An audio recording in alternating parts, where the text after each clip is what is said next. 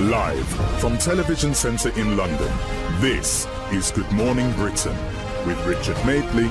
I think what's really on this side of the pond, I think the broad question is how could, OK, we get the result, but how could the Americans have voted a man like that as their president? And I saw the most extraordinary clip, which I thought summarised the answer to that question on one of the news channels yesterday. I think it was an American network at about 4 o'clock yesterday afternoon. And it was a British TV reporter, and he stuck his microphone, they're doing vox pops, street interviews, into the face of a blue-collar a small business owner. A guy runs a car repair workshop in Detroit. And the reporter said to him, how could you have voted a man like that as your president? And this was the answer. I wrote it down. He said, you guys over there in England, you just don't get it. Sure, we know that Trump is a jerk. I knew that Trump was a jerk when I voted for him yesterday. But he's our jerk.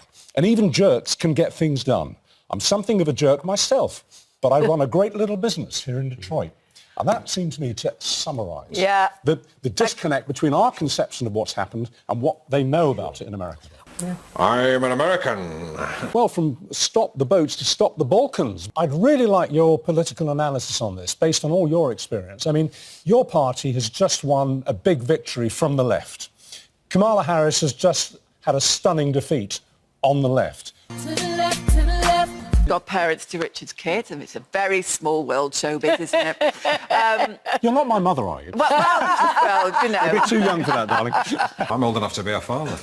Well, an older brother. Either way, it's incest. I think society would quite like us to just shuffle off quietly. And I'm saying we do not need to buy into society's bias. And it's all about empowering yourself, of realising that, this is a really exciting... This can be A really exciting time.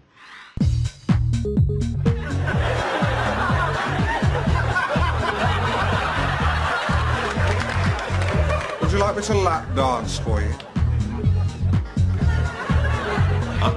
How do you do Reinvent that? yourself. How do you think that? That's what I want to know. Police rarely these days turn up at the scenes of so-called petty store theft. It should come as no surprise that a new House of Lords inquiry has revealed that shoplifting is now at record and unacceptable levels, costing retailers £2 billion every year. £2 billion every year. Oh, Governor, he's got me bang to rights.